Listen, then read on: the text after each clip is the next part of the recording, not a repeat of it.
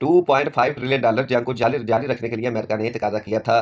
तो सऊदीया ने, मेरा ख्याल है कि कोई रकम का ऑफर दे दिया है अमेरिका को जंग को जारी जारी रखने के लिए।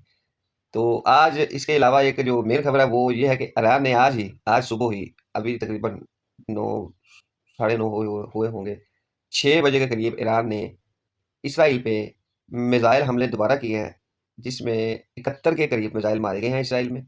और अभी तक नुकसान की जो है ना वो जो एक कैलकुलेशन है वो हुई नहीं, वो अभी थोड़े चंद घंटों बाद मीडिया पे आ जाएगी कितना नुकसान हुआ है। तो ओवरऑल जो जंगबंदी की आवाज़ें चल रही थी, जो पाकिस्तान की हाँ में हाँ और ना में ना की बहस सोशल मीडिया पे चल रही थी, यूथरे जो थे, यूथिया ग्रुप, वो बहुत नाला था, जो खोताखोर था, और जो अ, जिन्हें चित्र खाने की आदत पड़ चुकी है, वो बहुत खुश थे और तालियां बजा रहे थे इस बात पे कि जी पाकिस्तान में जनाब मजाक रख, पाकिस्तान मजाक कर। पाकिस्तान की वैल्यू ये है कि एक हफ्ते के लिए ईरान पर लगी पाबंदियां अमेरिका ने ख़त्म की, तो इंडिया ने 50 लाख बैरल तेल खरीद लिया ईरान से। और पाकिस्तानी वज़ीर आज़म की जो पॉलिसी है, उन्होंने तेल नहीं खरीदा। वो उन्होंने जो स्टेटमेंट दिया वो मैं अपलोड करूँगा, देख लीजिएगा पाकिस्तानी वज़ीर आज़म की। इनको सऊदीया के साथ रहने में मास वाए उदार तेल मिलने का कोई फ़ायदा नहीं है, या इनकी फर्दन दिहाड़ियाँ लगनी है।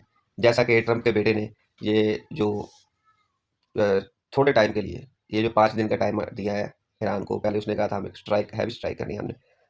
ट्रंप के बेटे ने कुछ इन्वेस्टमेंट्स की स्टॉक एक्सचेंज में, स्टॉक एक्सचेंज एक दफ़ा पीक पे गई, फिर वो शेयर बेचे।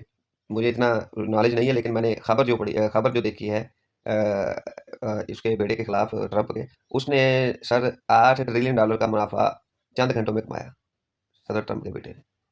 तो कहने वाले कहते हैं कि पाकिस्तान को सब पता था, पाकिस्तान भी अगर अपने $5 मिलियन जो इनके पड़े हैं यूएई के, वो इन्वेस्ट करता तो 2-4 घंटों में पाकिस्तान भी 5 का 45-50 कर सकता था, लेकिन उन्होंने नहीं किया। इनकी इतनी सी औकात है, इतनी वैल्यू है काम की, तो इनको हमें बढ़ा चढ़ा के नहीं पेश करना चाहिए। कुछ गैरत की गोली खानी चाहिए, कुछ गैरत के तकाजे गैरत करनी चाहिए, कोई अपने आप को थोड़ा सा पब्लिक को भी गैरतमंद होना चाहिए। हर दफ़ा इस तरह की टुच्ची हरकतें, टुच्ची बातें नहीं करनी चाहिए, जबकि मामला का पता भी हो सबको कि जो पार्टी पेट्रोल तेल ईरान से पाबंदी उठने के बावजूद भी नहीं खरीद सकती, सिर्फ अमेरिका अपने वालिद मोहतरम के रोकने पे, तो ये क्या करेंगे? क्या किसी की जंग लड़ेंगे? क्या किसी की जंग का फैसला करेंगे? क्या किसी की मुसालत, इनसे मुसालत करवाएगा कौन? सीधी सी बात है। दूसरी मेन और अहम बात, अमेरिका ने 5 दिन का पेंडिंग कर दिया था, जो उन्होंने ऐलान किया था। 24 घंटे का टाइम दिया था, 48 घंटे का ईरान को हमले करने के लिए, उनकी पावर प्लांट पे हमले करने के लिए। वो अमेरिका ने वो 5 दिन पेंडिंग सिर्फ इसलिए किया कि उन्होंने पूरी तैयारी के साथ अपने आप लोग को मजीद तैयार करने के लिए वो टाइम लिया। वो ईरान के हक में टाइम नहीं था, वो अमेरिका ने अपने आप को मजीद तैयार करने के लिए टाइम लिया। ईरान अमेरिका ये हमला करेगा, हर सूरत करेगा। इस हमले से अगर जंगबंदी हो भी जाती तब भी अमेरिका ने ये हमला करना था। ईरानियों को इस बात का अदराक है, इसलिए उन्होंने जंगबंदी की तरफ नहीं गए, और उनका ये बहुत ही ज़बरदस्त फैसला है। अब सिर्फ पाकिस्तान में उनका जो अमेरिका इसराइल का प्रोग्राम था ना कि ये कार्रवाई जंग शुरू करने के बाद से ना सुन्नी शिया की लड़ाई करवा के पीछे बैठ के दोनों पार्टी को हौसला बेचेंगे, और खूब मुसलमान खुद ही एक दूसरे को खत्म कर देंगे, वो उनका प्लान हो गया नाकाम। अब सूरत ये बन गई है कि ईरान को पूरी दुनिया में और खासतौर पाकिस्तान में शिया कम्युनिटी के साथ साथ अहले सुन्नत कम्युनिटी भी सपोर्ट कर रही है, मेरे जैसे लोग भी।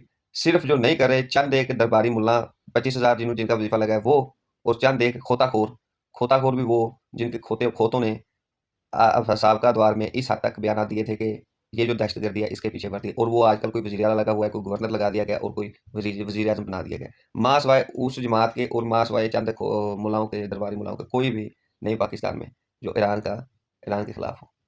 तो सूरत हाल ये है ओवरऑल इंटरनेशनल और लोकल लेवल पे। बाकी जंग बंदी कभी नहीं होगी, सितंबर तक ये जंग चलेगी। सितंबर तक में अगर ये मुसालत हो गई तो ठीक, अदरवाइज सितंबर के बाद ये जंग एटमी जंग में तब्दील हो जाएगी। दुनिया में 2 ग्रोह आपस में जंग में मशगूल हो जाएंगे, एक ग्रोह ईरान के साथ खड़ा होगा और एक अमेरिका और इसराइल के साथ। ये हतमी बात है।